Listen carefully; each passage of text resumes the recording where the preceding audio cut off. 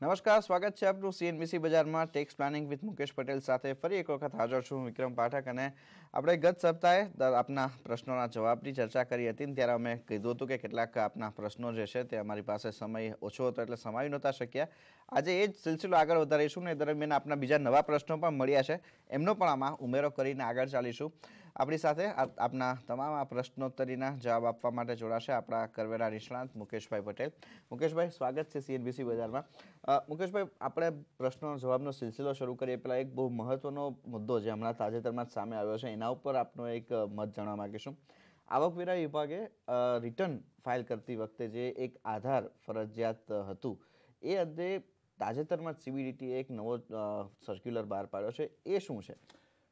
વિક્રમ, તમે બહુ જ મહત્વનો મુદ્દો ઉઠાવ્યો અને એની સ્પષ્ટતા કરતાં મને વિશેષ આનંદ એટલા માટે છે કે આ બાબત આપ સૌ દર્શક મિત્રોને ખ્યાલ હશે, આપણે કેટલાક સમય પહેલાં જ જ્યારે નાણાકીય ધારો 2017 પસાર કરવામાં આવ્યો ત્યારે આવકવેરાના કાયદાની એક નવી કલમ 139AA પણ એની સાથે દાખલ કરવામાં આવી, જે અન્વયે એવી એક વિશેષ જોગવાઈ કરવામાં આવી કે આવકવેરા રિટર્ન દાખલ કરવાના હેતુસર કરદાતાના પાન કાર્ડની સાથે એનું આધાર કાર્ડનો જે એનો નંબર છે એનું લિંકિંગ કરાવવું અત્યંત આવશ્યક ગણાશે. અને 1 જુલાઈ 2017 પછી તો જો તમારી પાસે આધાર કાર્ડનો નંબર ન હોય તો તમે આવકવેરા રિટર્ન પણ ફાઇલ ન કરી શકો. ઇનફેક્ટ તમારે પાન નંબર પણ જોઈતો હોય તો એ માટે પણ આધાર કાર્ડ અનિવાર્ય ગણાય, એ પ્રકારની જોગવાઈ આ નવી કલમ હેઠળ કરવામાં આવી. હવે એ સંદર્ભમાં સૌને એક સૌથી મોટી ચિંતાનો વિષય એ હતો કે આ લિંકિંગ જ્યારે તમારે કરવાનું થાય ત્યારે હંમેશા પ્રશ્ન એ આવે કે તમારો જે પાન કાર્ડની અંદર તમારું નામ હોય. હવે આજે દાખલા તરીકે મારું નામ છે મુકેશ મંગળભાઈ પટેલ. હવે પાન કાર્ડની અંદર આખું નામ મુકેશ મંગળભાઈ પટેલ લખવામાં આવ્યું છે, પરંતુ મારા આધાર કાર્ડની અંદર એ જ નામમાં મુકેશ કુમાર મંગળદાસ પટેલ એવું લખવામાં આવ્યું હોય. અને આપ સૌ જાણો છો કે આપણે ત્યાં નામની અંદર તો એવા ખેલો થતા હોય છે કે કંઈક કુમાર લાગી જાય, ચંદ્ર લાગી જાય, બહેનો હોય તો એની સાથે ગૌરી લાગી જાય, એટલે નામ એ જ હોય પરંતુ એની સાથે આગળ પાછળના જે પ્રિફિક્સ કે સફિક્સ હોય એને કારણે એ નામની અંદર ફરક આવી જાય. ઘણીવાર તો કંઈક નાનકડા સ્પેલિંગનો પણ ફરક હોય.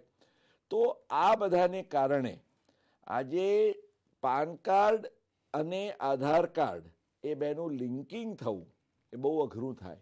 પાન કાર્ડ આજથી વર્ષો પહેલાં મળ્યું હોય, આધાર કાર્ડ તમને અત્યારે મળ્યું હોય, આધાર કાર્ડ વખતે તમે જ્યારે ગયા ત્યારે જે ડોક્યુમેન્ટ્સના આધારે જે કંઈ હોય એના આધારે આધાર કાર્ડ આવ્યું હોય. બહેનોના કેસમાં ઘણીવાર પ્રશ્નો એ થાય કે એમના લગ્ન થઈ ચૂક્યા છે, એ પછી એમનું એક બીજા નામનું કાર્ડ હોય. તો આ બધી સમસ્યાઓના સંદર્ભમાં ઇનફેક્ટ મને જણાવતા ખૂબ આનંદ થાય છે કે અમદાવાદ અને ગુજરાતે એમાં પહેલ કરી, કારણ કે 28મી એપ્રિલના રોજ અહીંયા અમદાવાદના આંગણે all Gujarat federation of tax કન્સલ્ટન્ટ્સના ઉપક્રમે એક CPC એટલે જેને સેન્ટ્રલાઇઝ્ડ પ્રોસેસિંગ સેન્ટર કહેવાય છે અને બેંગલુરુ ખાતે જે આવેલું છે, અને TDSના ઇસ્યુઝ માટે ગાઝિયાબાદથી એટલે કે આખું CPCનું ઓલ ઇન્ડિયા ઓપન હાઉસ એનું આયોજન કરવામાં આવ્યું. અને એ પ્રસંગે જે ઘણા બધા મુદ્દાઓની રજૂઆત કરાઈ એ પૈકી આ મુદ્દો પણ હતો કે આ સમસ્યાનો તમે ઉકેલ લાવો. દર્શક મિત્રો, આપને જણાવતા ખૂબ આનંદ થાય છે કે તરત જ આ બાબત અંગે સેન્સિટિવિટી દાખવીને અધિકારીઓએ તે વખતે એશ્યોરન્સ આપ્યું કે ના મુદ્દો બહુ જ વ્યાજબી છે અને અમે આનો રસ્તો કાઢીશું. અને ગયા અઠવાડિયે જ ઇનફેક્ટ CBDT અને CPCએ તો હવે સૌ કરદાતાઓને એમના પાન નંબર ઉપર આ અંગે સ્પષ્ટતા કરતી મેલ પણ મોકલી આપી છે અને એમાં એ લોકોએ જે CPC ઉપર લિંકિંગની આખી અરેન્જમેન્ટ કરી છે એમાં એમણે એમ કહ્યું છે કે તમારો જે પાન નંબર છે તે લખો અને એ જ જેનો પાન નંબર છે એ શખ્સનું જે આધાર કાર્ડમાં જે પ્રકારે નામ આવતું હોય એ નામ લખો અને એની સાથે લિંકિંગની તમારી આખી જે વાત છે એ થ્રુ કરવામાં આવશે એ પ્રકારનું એશ્યોરન્સ પણ આપવામાં આવ્યું. દર્શક મિત્રો, આપ આનો તમે પ્રયોગ કરી શકો છો. જે ફીડબેક છે એના આધારે જે અગાઉ સમસ્યા હતી એ સમસ્યાનું ખૂબ અસરકારક નિવારણ આવી ચૂક્યું છે અને તમારા પાન કાર્ડ અને આધાર કાર્ડમાં અલગ અલગ નામ હોય તો પણ હવે કોઈ પણ સમસ્યા વગર તમે પાન નંબર આપો અને આધાર કાર્ડમાં તમારો આધાર કાર્ડનો નંબર અને આધાર કાર્ડ મુજબનું નામ એ વિગતો આપો તો ઓટોમેટિક લિંકિંગ થઈ જશે અને એ લિંકિંગના આધારે હવે તમારે આવકવેરા રિટર્ન ભરવામાં કોઈ જ મુશ્કેલી પડશે નહીં. ઓકે, તો આ એક મુકેશભાઈ ઘણો મહત્વનો મુદ્દો જાણવા મળ્યો કે જ્યાં અત્યાર સુધી જે એક વિસંગતતાઓના મુદ્દાઓ હતા તેને લઈને જે CA તરફથી પણ કન્સર્ન્સ જણાવવામાં આવ્યા હતા એ હવે દૂર થતા દેખાશે. આપણા મુદ્દા ઉપર પાછા ફરીએ કે જ્યાં આપણા જે દર્શકોના પ્રશ્નોના જવાબ આપવાના છે. પ્રથમ પ્રશ્ન આપણી પાસે રાકેશ તલાટીનો આવી રહ્યો છે. રાકેશભાઈનો પ્રશ્ન એવો છે કે એમના દીકરો ઇઝરાયલમાં માસ્ટર્સ કરે છે અને તેમને સ્કોલરશીપની રકમ મળે છે. તેમાંથી જો વર્ષે 3 લાખ રૂપિયા મળે તો તેના ઉપર ટેક્સની લાગે કે નહીં લાગે, કરપાત્રતા રહેશે કે નહીં? રાકેશભાઈ, હું સમજી શકું છું તમારો દીકરો ઇઝરાયલ હોય એને સ્કોલરશીપ મળતી હોય એ તો ખૂબ આનંદની વાત છે, એને અમારા અભિનંદન પણ પાઠવજો. હવે એ સ્કોલરશીપની રકમ અહીંયા મોકલે છે અને કદાચ સ્કોલરશીપ સિવાયની એની ત્યાં આગળ અભ્યાસ પૂરા થયા પછીની કારકિર્દીની કોઈ નોકરીના સંદર્ભમાં પણ એને જે કમાણી થઈ હોય એની રકમ પણ અહીંયા મોકલે તો બે બાબતો અંગે આપણે સ્પષ્ટતા કરી લઈએ. સૌ પ્રથમ તો જો એ સ્કોલરશીપ હોય તો એ સ્કોલરશીપ એને ભારતમાં મળી હોય કે ભારત બહાર મળી હોય, સ્કોલરશીપની રકમને આવકવેરાના કાયદાની કલમ 10 પેટા કલમ 16 એટલે કે સેક્શન 10 સબસેક્શન 16 એના આધારે એને સંપૂર્ણપણે કરમુક્ત ગણવામાં આવે છે. એટલે એની scholarship that you receive for pursuing your education, higher education, is completely exempt. એટલે ભારતમાં પણ આ મળી હોત તો પણ એના ઉપર કોઈ ટેક્સ ન લાગત. હવે એને પરદેશમાં મળે છે, આપણે એ આપે સ્પષ્ટતા કરી નથી પણ હું માનું છું કે ત્યાં અભ્યાસ કરે છે એટલે એ 6 મહિનાથી વધુ સમય ઇઝરાયલમાં જ રહે છે.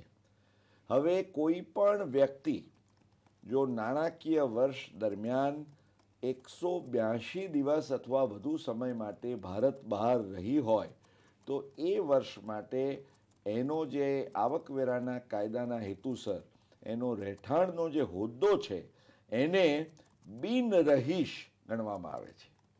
અને જો વ્યક્તિ બિનરહીશ હોય તો ભારત બહારની એની કોઈ પણ આવક, નોકરી, ધંધો, વ્યવસાય, એમાં સ્કોલરશીપ તો આવી જ જાય પણ કોઈ પણ આવક એના ઉપર એને ભારતમાં આવકવેરાની કોઈ જવાબદારી ઉપસ્થિત થાય નહીં.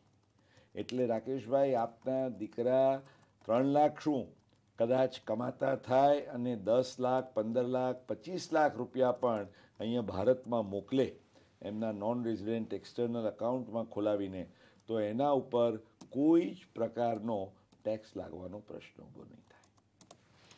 ઓકે, તો અહીંયા કરવેરાની જવાબદારી રહેશે નહીં, એ એક ઘણી રાહતની વાત આપણને આવતી દેખાઈ રહી છે. વધુ એક પ્રશ્ન આવી રહ્યો છે આપણા દર્શક સંજયભાઈ દરજીનો.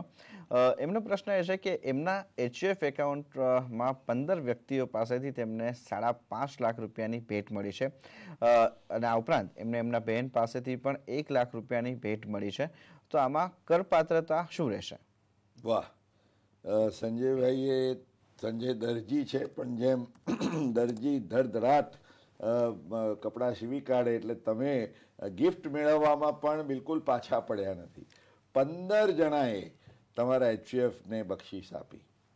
હવે સંજયભાઈ, આપ પોતે જ એ અનુમાન તો કરી ચૂક્યા છો અને માટે જ તમે પ્રશ્ન એ પૂછ્યો છે કે આની કરપાત્રતા કેવી રીતે ગણવામાં આવશે. આપ જાણો છો દર્શક મિત્રો, એ પ્રમાણે આપણે આપણા કાર્યક્રમમાં પણ અગાઉ વિસ્તારથી આ બાબતે અનેક વાર ચર્ચા કરી ચૂક્યા છીએ કે આવકવેરાના કાયદાની સેક્શન 56 સબસેક્શન 2 કલમ 56 પેટા કલમ 2 હેઠળની જોગવાઈ અનુસાર જો કોઈ પણ શખ્સને 50,000 રૂપિયાથી વધારે રકમની બક્ષિસ નાણાકીય વર્ષ દરમિયાન મળે તો આવી બક્ષિસની રકમને એની અન્ય સ્ત્રોતમાંથી એટલે અધર સોર્સિસના શીર્ષક હેઠળની કરપાત્ર આવક ગણવામાં આવે છે. 50,000 સુધી હોય તો એ સંપૂર્ણ રકમ કરમુક્ત છે.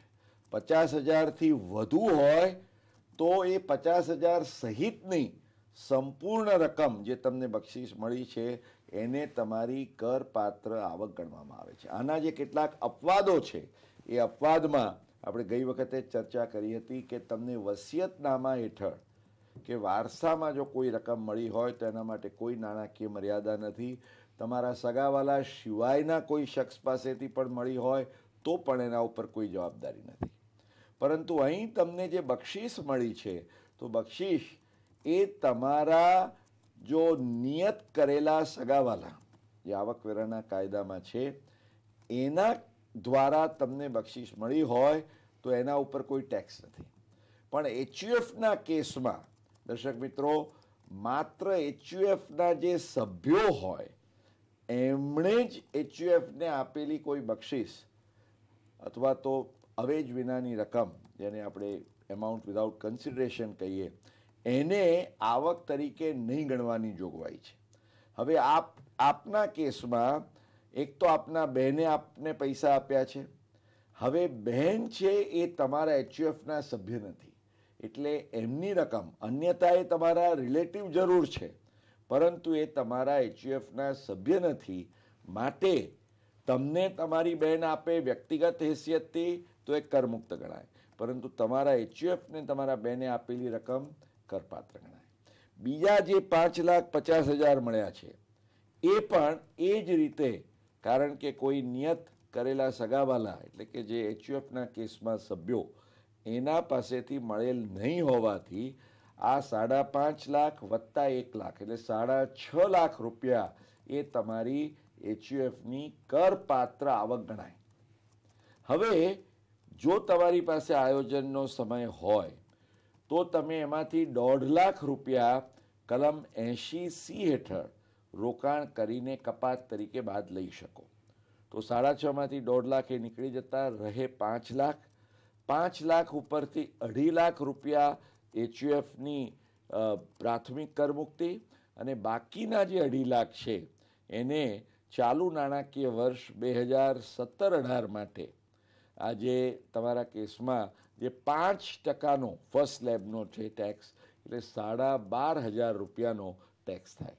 એટલે તમને બક્ષિસ 6.5 લાખ રૂપિયાની મળે, પરંતુ કલમ 80C આયોજન સાથે તમે માત્ર 12,500 રૂપિયાનો ટેક્સ ભરીને આ સંપૂર્ણ બક્ષિસ તમારા ખાતે જમા લઈ શકો. અલબત્ત અહીં ખ્યાલ એ રાખશો કે આ બક્ષિસ જેમણે આપી છે એ લોકોએ કન્ફર્મ કરવું જોઈએ કે આ તમને એમના દ્વારા મળી છે. કારણ કે અન્યથા આપ જાણો છો એ પ્રમાણે આવકવેરાના કાયદામાં એક જોગવાઈ છે કે તમારા ખાતે તમે જમા કરેલી રકમો જો તમે સમજાવી શકો એમ ન હો, તમે કહો છો કે મને મારા મિત્રએ 50,000 રૂપિયા આપ્યા બક્ષિસ તરીકે, પરંતુ એ મિત્ર એ 50,000 ક્યાંથી લાવ્યો એ જો તમને સમજાવી શકે એમ ન હોય અથવા તો આકારણી અધિકારીને ખુલાસો કરી શકે એમ ન હોય તો એને તમારી અનએક્સપ્લેન્ડ એટલે કે ન સમજાવી શકાય એવી આવક તરીકે ટેક્સ કરવામાં આવે અને એના ઉપર જે આપણે એકવાર અગાઉ ચર્ચા કરી હતી સેક્શન 115BBE, તો એ હેઠળ તમારે કુલ 83.25% સુધીનો આવકવેરો અને દંડ ભરવાનો પણ થાય. એટલે બક્ષિસ જો ખરેખર જેન્યુઇન હોય તો એને તમે આવક તરીકે જરૂર દર્શાવશો, પરંતુ જો એ તમે એને સપોર્ટ કરીને પ્રૂવ ન કરી શકો એમ હો તો better remain away from it. Okay, આ સાથે જ વધુ એક પ્રશ્ન અહીંયા આપણને પ્રકાશ શર્મા તરફથી આવી રહ્યો છે. એમનો પ્રશ્ન એવો છે, આપણા મુકેશભાઈ રેગ્યુલર દર્શક પણ છે અને આપણા શોને વખાણ પણ કરી રહ્યા છે.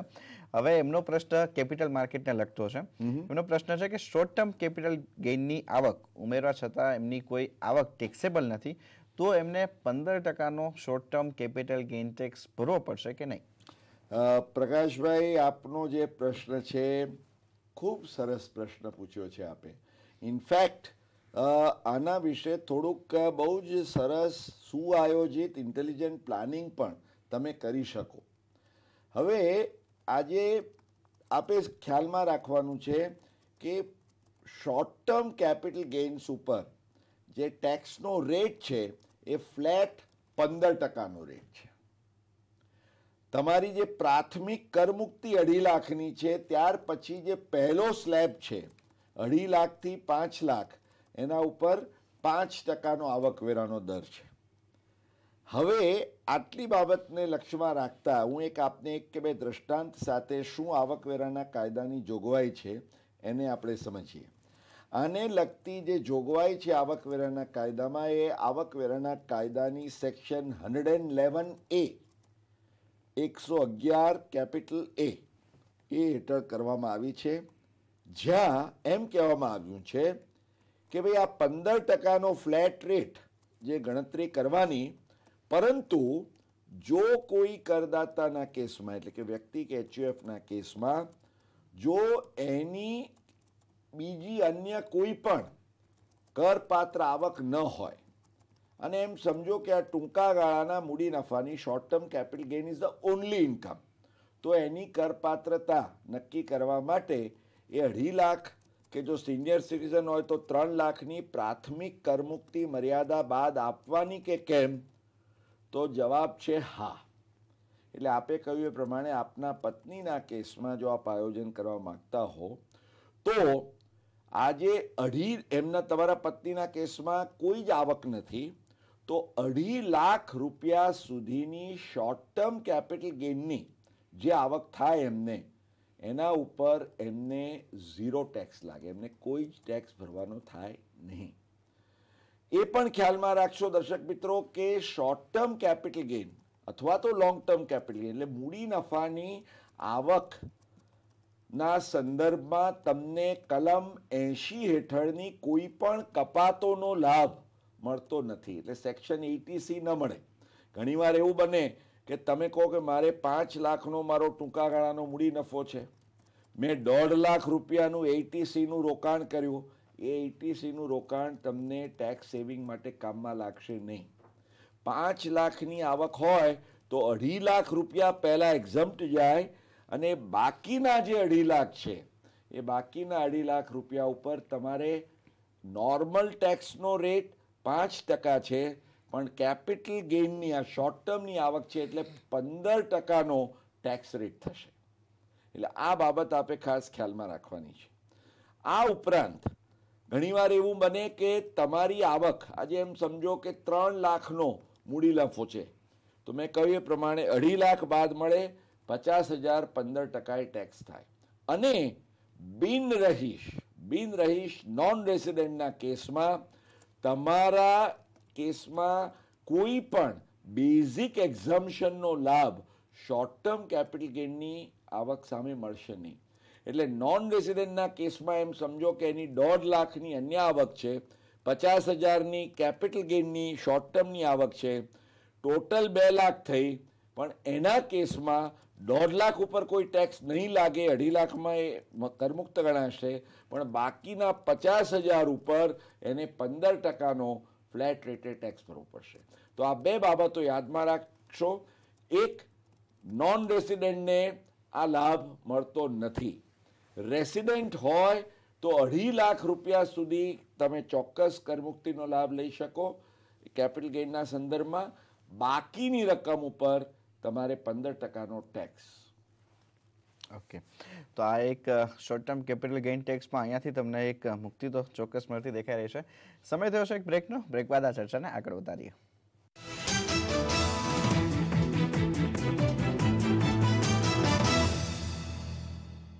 Welcome back. આપ જોઈ રહ્યા છો tax planning with Mukesh Patel. મુકેશભાઈ, બહુ વિસ્તૃત અહીંયા પ્રશ્નોના આપણે જવાબની ચર્ચા કરી રહ્યા છીએ. વધુ એક પ્રશ્ન અહીંયા આવી રહ્યો છે. આપણા એક દર્શક છે એનસી પુરાણી. એમનો પ્રશ્ન એવો છે કે એ સેન્ટ્રલ ગવર્મેન્ટના કર્મચારી છે. એમને માસિક પેન્શનની આવક છે 25,000 રૂપિયા અને તેના ઉપર રિટર્ન પણ ભરે છે. હવે તાજેતરમાં જ એમણે ક્યાંક એવું વાંચ્યું કે પેન્શનની આવક કરમુક્ત હોય છે, તો એમના પેન્શનની આવક મુકેશભાઈ કરમુક્ત રહેશે કે કરપાત્ર રહેશે? પુરાણી સાહેબ, આપે આ ક્યાં વાંચ્યું?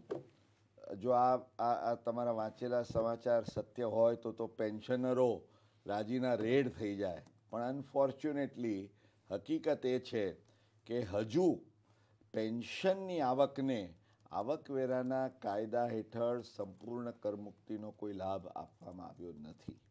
ઇનફેક્ટ રેગ્યુલર જે પેન્શનરની આવક હોય એને તો પગારની આવક તરીકે જ ગણીને એક જમાનામાં સ્ટેન્ડર્ડ ડિડક્શન મળી શકતું હતું, પરંતુ હવે આપ જાણો છો કે પગારની આવક સામે અત્યારે પ્રવર્તમાન જોગવાઈઓ હેઠળ સ્ટેન્ડર્ડ ડિડક્શનની કોઈ પણ જોગવાઈ નથી. એટલે પેન્શન સંપૂર્ણપણે કરપાત્ર ગણાય જો એ પગારના અનુસંધાને હોય તો. કેટલાક કેસોમાં ફેમિલી પેન્શન મળે છે, એટલે કે આજે કોઈ વિધવા હોય, એના પતિનું અવસાન થાય અને પતિનું પેન્શન વિધવાને અને એના બાળકોને મળતું હોય તો એને આપણે ફેમિલી પેન્શન કહીએ છીએ. તો આ ફેમિલી પેન્શનની આવક છે, સ્વાભાવિક રીતે એ પગારના શીર્ષક હેઠળ તો ગણાય નહીં, એટલે એને અધર સોર્સિસ, અન્ય સ્ત્રોતની આવકના શીર્ષક હેઠળ કરપાત્ર ગણવામાં આવે છે. અને એમાંથી જે આવકવેરાના કાયદાની કલમ 57 હેઠળ કરમુક્તિની જે કપાતની રાદર એક જોગવાઈ છે, એ પ્રમાણે ફેમિલી પેન્શનની આવકમાંથી 30 એટલે 1/3 33 અને 1/3% અથવા 15,000 રૂપિયા બેમાંથી જે ઓછી રકમ હોય તે, એટલે કે વધુમાં વધુ 15,000 રૂપિયાની મર્યાદામાં 1/3 ઓફ ધ ફેમિલી પેન્શન એ તમને કપાત તરીકે બાદ મળતા એના ઉપર કોઈ ટેક્સ ભરવાનો થાય નહીં. અન્યથા pension is fully taxable. Okay, તો અહીંયા વધુ એક પ્રશ્ન આપણને આવી રહ્યો છે જસ્મિતાબેન દુધાતનો. એમનો પ્રશ્ન એ છે કે એમના ઘરની માલિક એમના પત્નીના નામે છે, પરંતુ હોમ લોનની ચૂકવણી તેઓ બંને કરી રહ્યા છે, એટલે હસબન્ડ વાઇફ બંને લોનની ચૂકવણી કરી રહ્યા છે અને તેમજ બેંકમાંથી લોન પણ એમને જોઈન્ટના નામે જોઈન્ટ એકાઉન્ટમાંથી જ લીધેલી છે. તો હવે આ બંને પતિ પત્ની ટેક્સ બેનિફિટ લઈ શકે?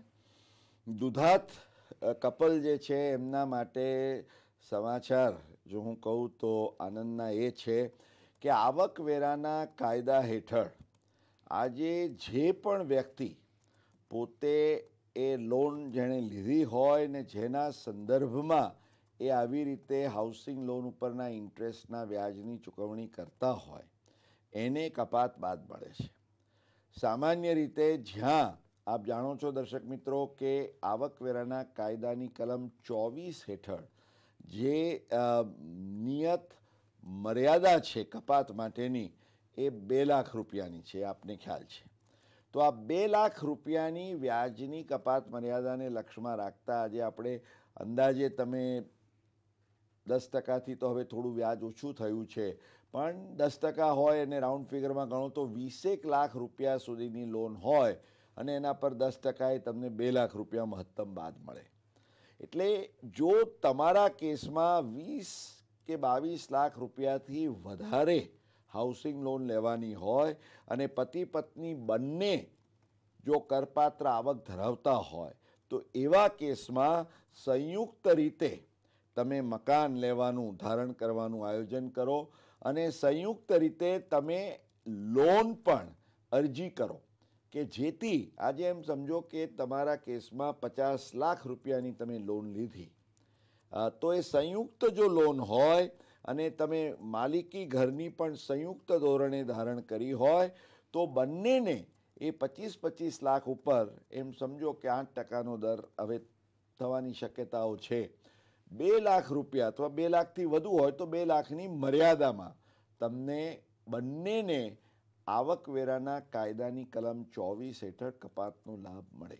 એટલે હંમેશા it would be very smart and intelligent planning કે જો 2 લાખથી વધારે વ્યાજની ચૂકવણી થાય એવી શક્યતાઓ હોય તો take a joint loan, take a joint property and both of you should take the best advantage of it. Okay, ચલો એક પ્રશ્ન છે રમેશભાઈ ચંદવાનીનો. એમનો પ્રશ્ન એવો છે કે એ સરકારી કર્મચારી છે અને એમને 98 લાખ રૂપિયાની મિલકત વેચી અને બોન્ડ તેમજ મકાનમાં રોકાણ કર્યું છે.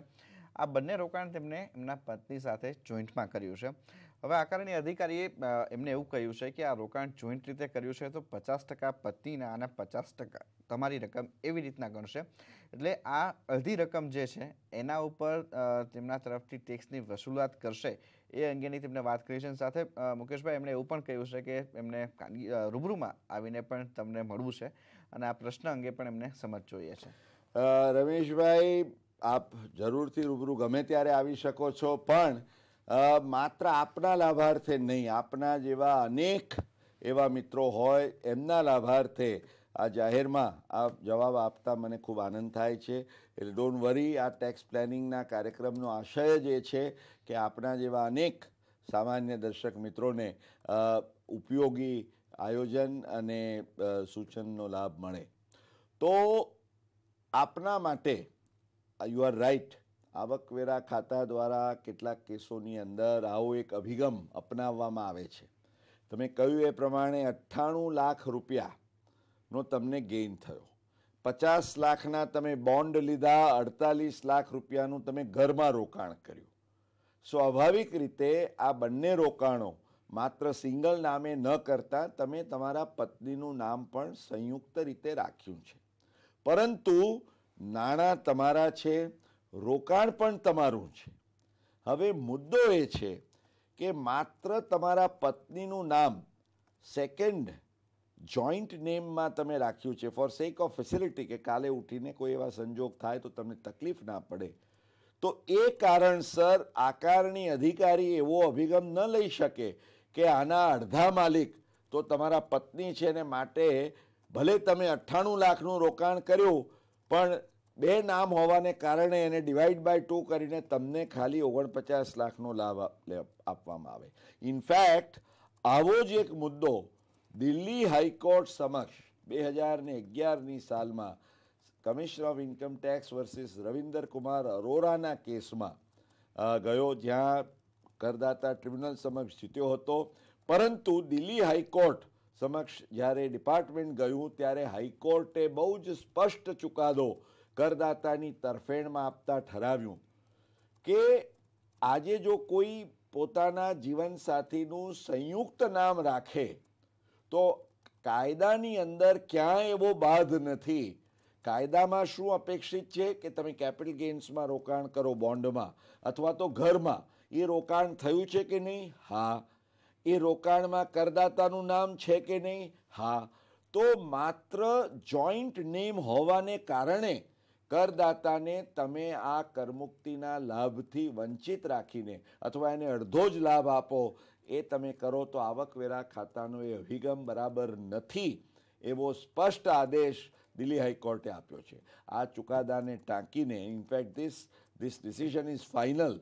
સુપ્રીમ કોર્ટ સમક્ષ પણ it has not been challenge. એટલે આપને જરૂરથી લાભ મળી શકે અને I am happy that you will be able to take this advantage. Okay, તો આ એક વિસ્તૃત લાભ અહીંયા ચંદવાણી સાહેબ આપને મળી રહ્યો છે અને આમાં તમારે હવે કોઈ ચિંતા કરવાની જરૂર નથી. મુકેશભાઈ, અમારા સૌ દર્શકો વતી આપનો ઘણો આભાર, આપનો સમય ફાળવી અહીંયા અમારી સાથે જોડાયાના સમગ્ર ચર્ચા કરી. અને સાથે અત્યારે હવે ટેક્સ પ્લાનિંગ વિથ મુકેશ પટેલમાં અત્યારે બસ આટલું જ. આગળ વધુ અપડેટ માટે જોડાયેલા રહો CNBC બજાર સાથે. નમસ્કાર.